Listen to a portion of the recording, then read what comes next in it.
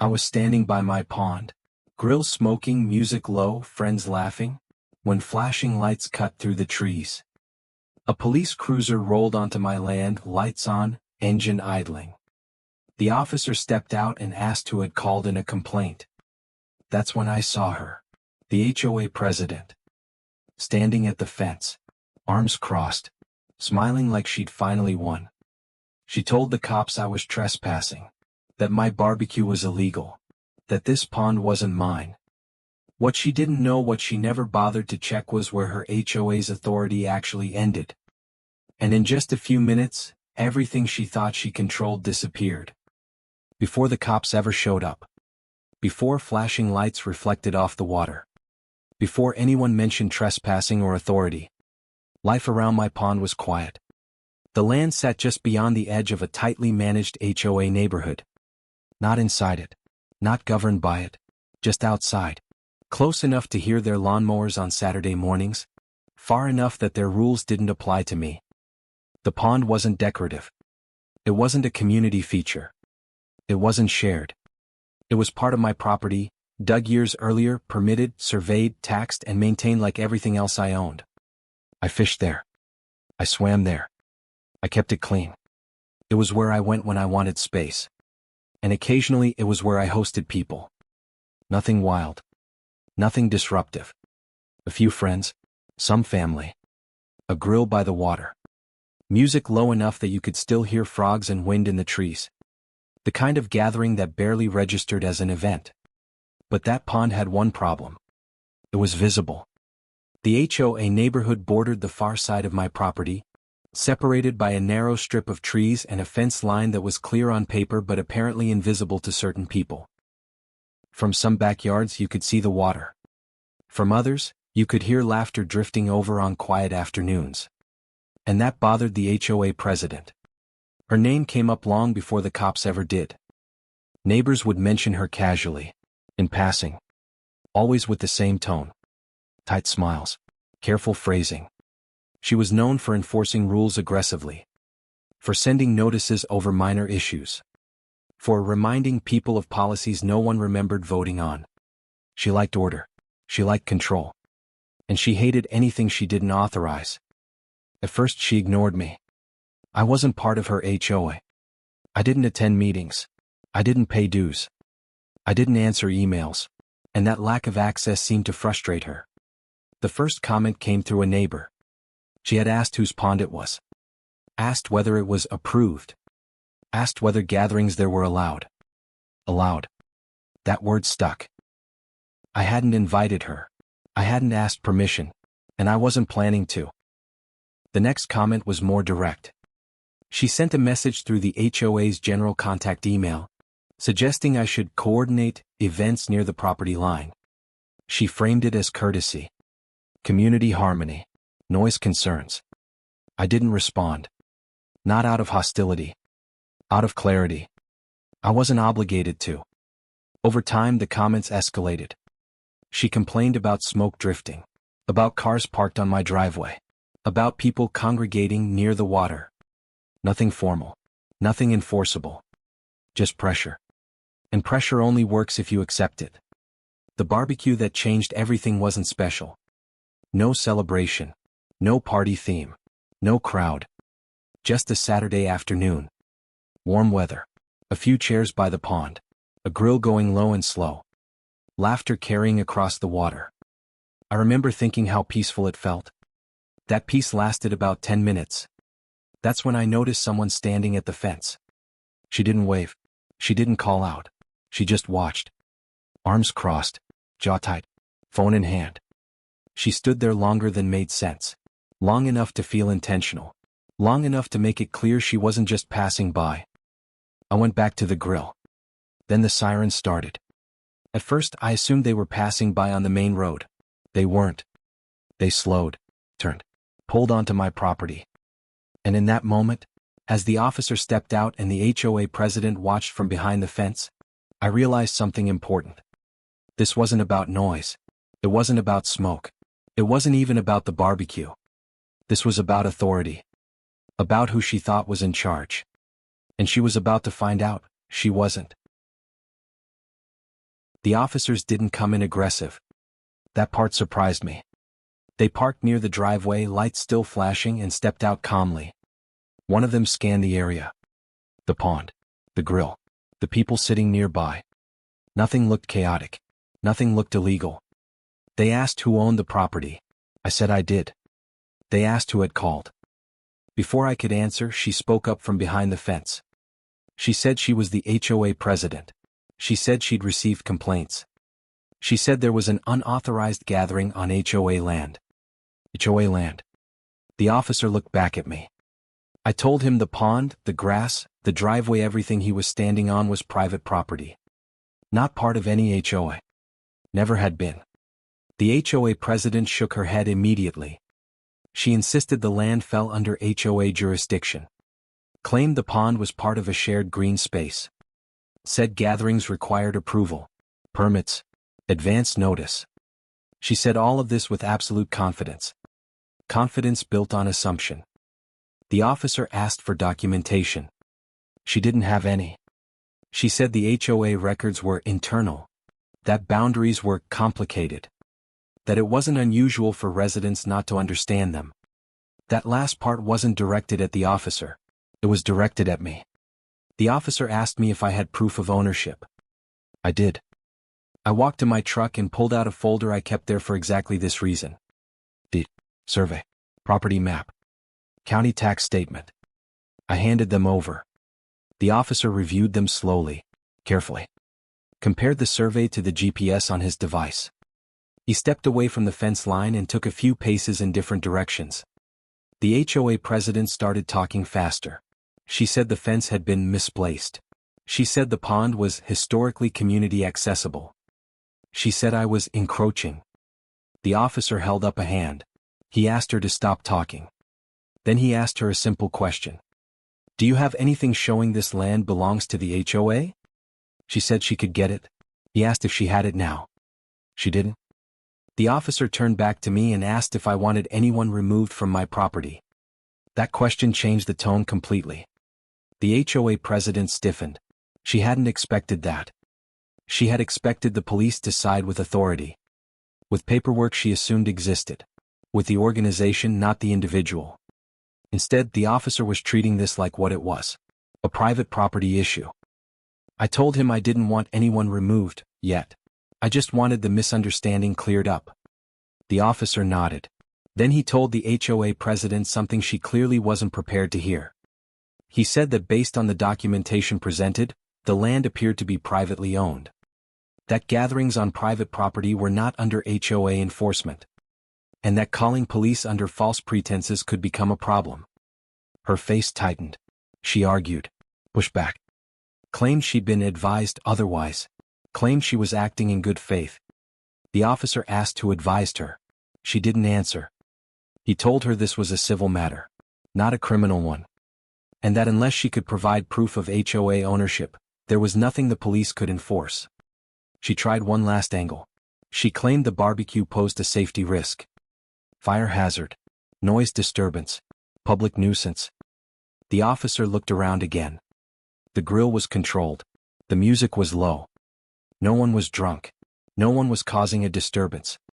He told her there was no violation. Then he told her to leave my property.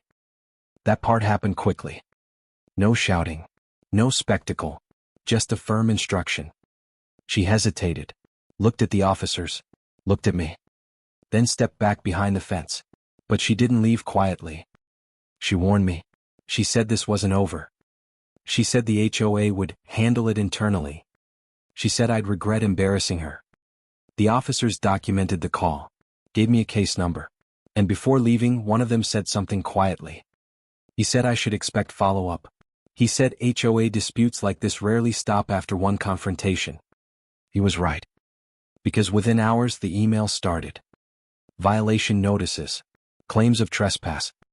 Warnings about future enforcement. All sent with official-looking language. All completely unenforceable. But volume has a way of feeling powerful.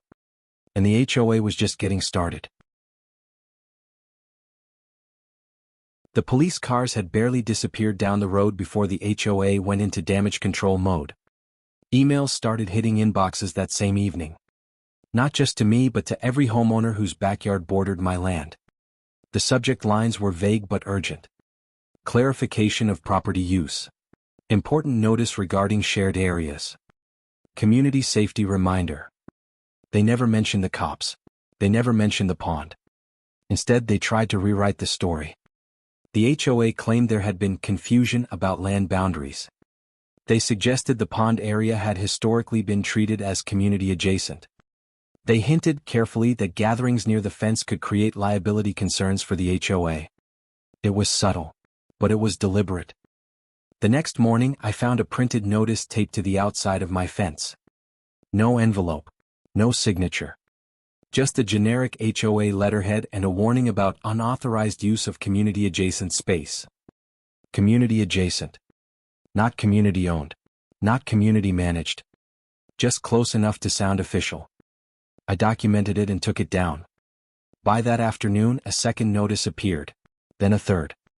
Each one worded slightly differently. Each one escalating in tone. Each one carefully avoiding any direct claim of ownership because they couldn't prove one. That's when the HOA shifted tactics. They stopped focusing on me. They started focusing on everyone around me. Neighbors began receiving violation notices for things that had never been enforced before.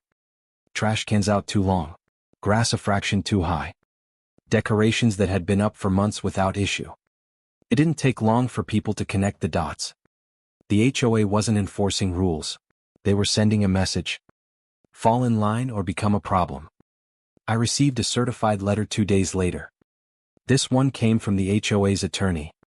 It accused me of hosting unauthorized events, of interfering with HOA operations, of creating a nuisance that threatened community order. They demanded I cease all gatherings near the pond. They warned of fines, legal action, escalation. They never once addressed the police report. They never once provided documentation showing the land belonged to them. They simply assumed pressure would work. I forwarded the letter to my attorney. He laughed. Not because it was funny but because it was reckless. He pointed out that by putting their claims in writing, the HOA had now formally asserted authority over land they didn't own. That was a problem for them. A big one. Because now this wasn't just posturing. It was evidence. We responded once. Short, clear, direct. We stated the land was private. That the HOA had no jurisdiction. That the police had already confirmed this. That continued harassment would be documented as trespass and interference. We included copies of the deed, the survey, the police case number. We asked them to stop. They didn't. Instead, they doubled down. The HOA president began showing up near the fence whenever people gathered. Not just BBQs. Casual afternoons. Fishing. Kids throwing rocks into the water. She never stepped onto my land. She just stood there. Watching. Arms crossed. Phone in hand. Recording. That behavior made people uncomfortable. Friends stopped coming over. Family asked whether it was worth the stress. Neighbors whispered that she was keeping an eye on things. It was intimidation. Plain and simple. And it was backfiring. Because the more visible she became, the more obvious it was that this wasn't about safety or noise. It was about control. Then she made a mistake.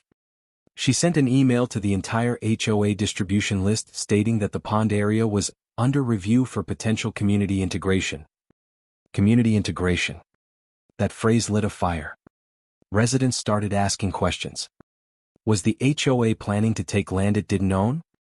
Was this an attempt to expand authority? Had the HOA verified ownership before making such claims? She tried to walk it back. But the damage was done.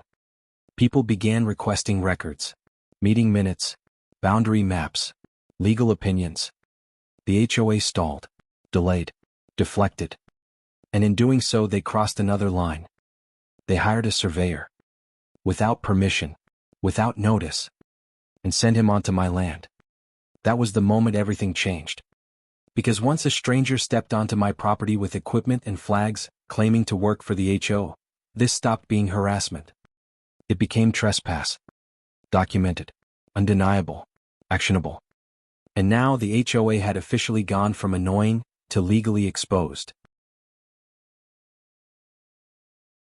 The moment I saw the survey flag sticking out of the ground, I knew the HOA had made a mistake they couldn't undo. Bright orange markers. Small metal stakes. Carefully spaced. All planted several feet inside my property line. I didn't touch them at first. I walked the perimeter slowly, documenting everything. The location. The spacing. The equipment the surveyor had left behind. I checked the license number on his truck parked just off the road. Then I asked him who hired him. He said the HOA. I asked whether he had permission from the property owner. He hesitated. That hesitation mattered. He admitted the HOA told him the land was under review and that access had already been approved. He said he was just following instructions and assumed the paperwork existed. It didn't. I told him calmly that he was on private property without consent and that he needed to leave immediately. He packed up quickly. But the damage was done. Because now the HOA had trespassed in a way that created a paper trail far more dangerous than emails or letters. I contacted the county that same day. Not emotionally. Not angrily. Formally.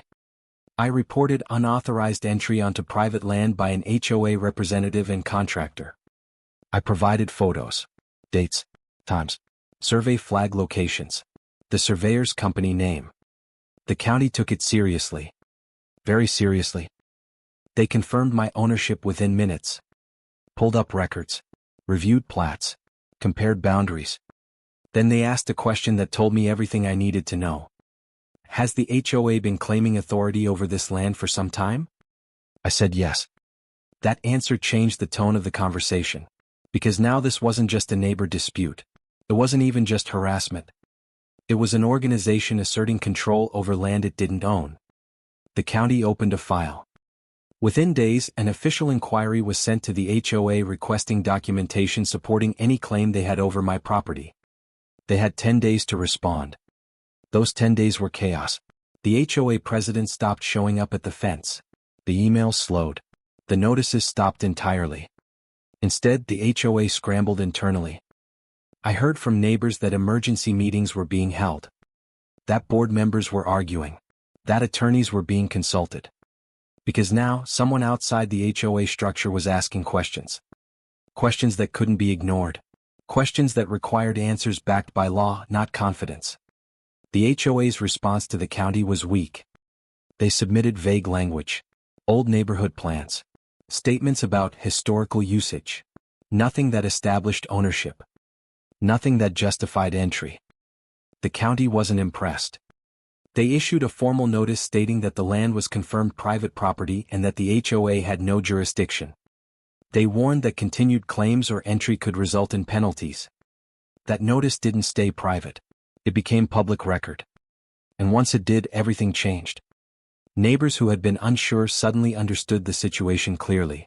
The HOA had not only overreached, it had done so knowingly and repeatedly. The barbecue incident was reinterpreted. The police call was re-examined. The surveyor incident became the tipping point. People started asking how many other gray areas the HOA had invented over the years. The HOA president tried to regain control. She sent one final email.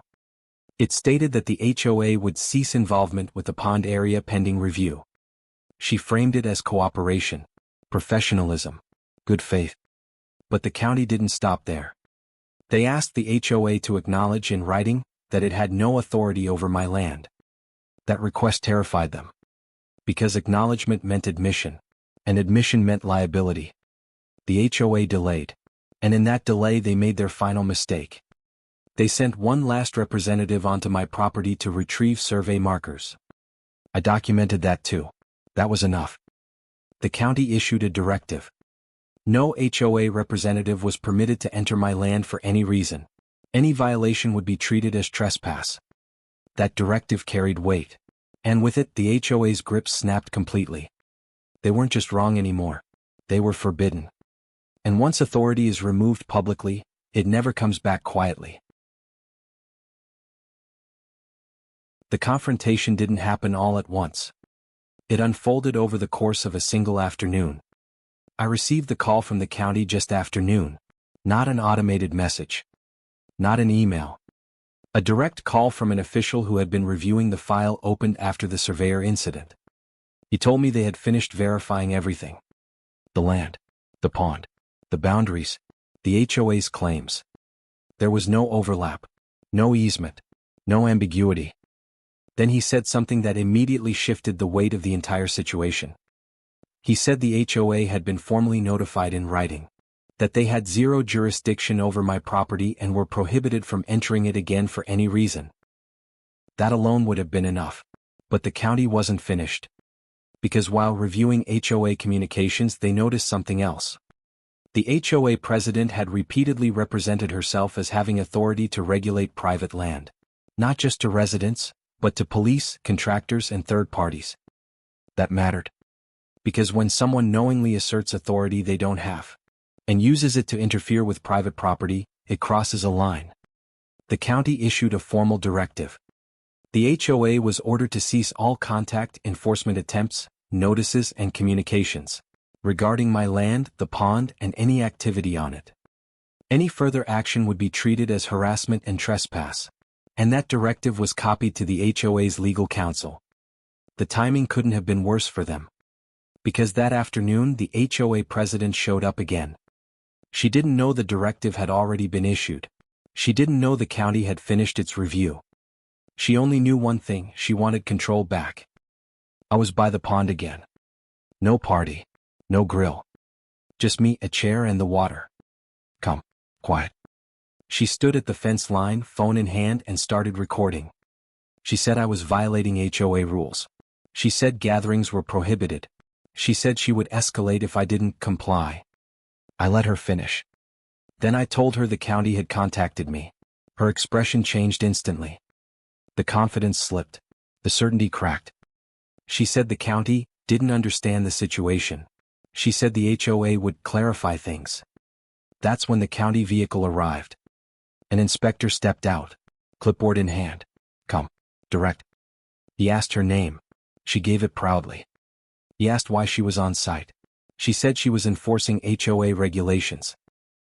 He told her clearly that the HOA had no authority over the land she was standing next to. She argued. He didn't. He informed her that the county had issued a directive prohibiting HOA involvement with my property. He told her that any further attempts to regulate, enter, or interfere would be treated as trespass. He then asked her to step back from the fence. She hesitated. That hesitation was her last mistake. Because the inspector then asked me a question that changed everything. He asked whether I wanted the HOA formally barred from my land. I said yes. Right there, in front of her, he documented it. He explained that the county would issue a no trespass order specific to HOA representatives and contractors. Any violation would trigger enforcement. Her phone dropped slightly. She tried to speak. The inspector cut her off.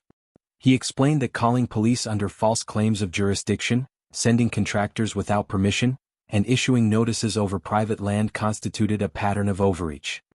Then he said the sentence that ended it. The HOA is no longer permitted to involve itself with this property in any capacity. That was it. No drama. No shouting. No spectacle. Just authority being removed. Neighbors watched from their yards. Phones came out. Word spread fast. Within hours, emails flooded HOA inboxes. Residents demanded explanations. Board members argued. Emergency meetings were called. The HOA president didn't attend the next meeting. Then she didn't attend the one after that. 2 days later, she resigned. No announcement. No apology. No defense. Just gone. The board released a short statement acknowledging the county's directive and confirming the HOA had no claim to the pond or surrounding land. The police never returned. The notices stopped. The fence line stayed quiet. And in less than 15 minutes from the moment the inspector arrived, the HOA lost every ounce of authority it had been pretending to have. That was the moment everything ended. The change didn't come with celebration. There was no announcement, no dramatic reversal, no moment where someone admitted they were wrong. Instead, it came quietly. The fence line stayed empty the next day, and the day after that, and the day after that. No HOA president standing with crossed arms. No phone held up recording. No emails warning of violations that didn't exist. Just silence. At first, that silence felt strange, unsettling. After weeks of tension, pressure, and constant escalation, the absence of conflict felt almost artificial. Like the calm after a storm, where you're not sure whether it's truly over or just catching its breath. But days passed, and nothing happened. The HOA's inboxes, however, were anything but quiet. Residents had questions. Lots of them. People wanted to know why police had been called. Why contractors had been sent onto land the HOA didn't own.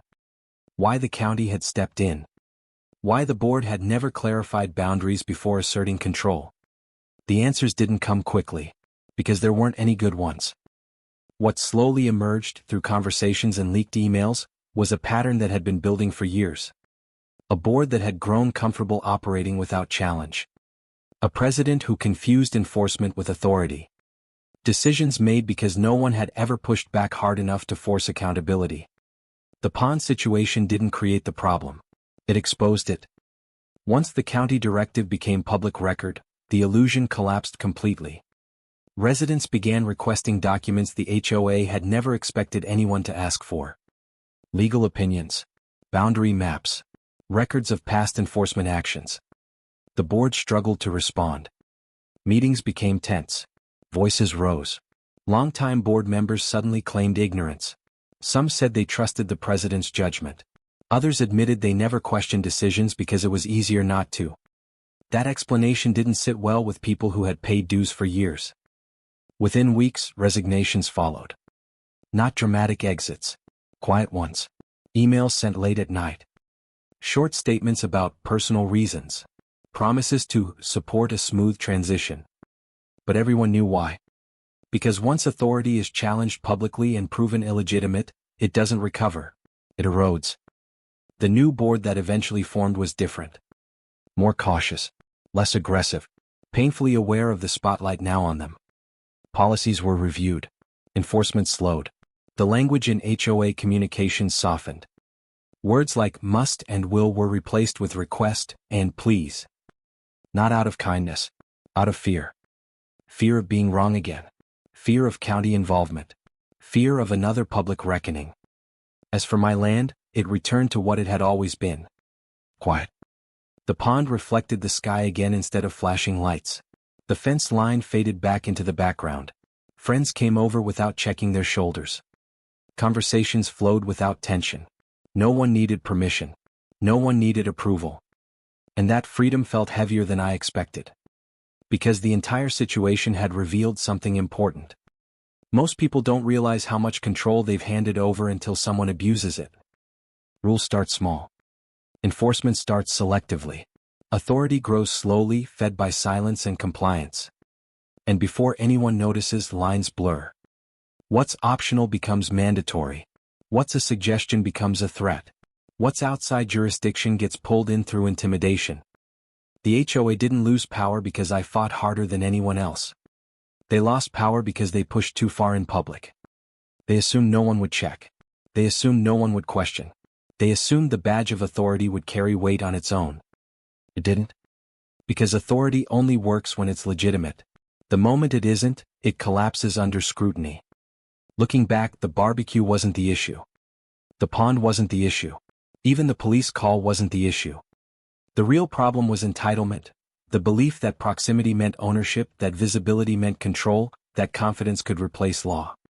Once that belief was tested, it failed instantly. And that failure rippled outward. Neighbors became more aware. Board members became more cautious. And an HOA that once operated without resistance now knew exactly where its boundaries were. Literally and figuratively. If there's a lesson in all of this, it's not about standing up loudly or fighting aggressively. It's about knowing where you stand. Knowing your land. Knowing your rights. Knowing when silence protects you, and when it enables someone else. Because sometimes the fastest way to end abuse of power isn't confrontation. It's exposure. You don't have to yell. You don't have to threaten. You don't have to retaliate. You just have to refuse to accept authority that was never real to begin with. The pond is quiet now. The fence stands where it always has. And the HOA knows something it didn't before. Their power ends where my land begins. And it always has.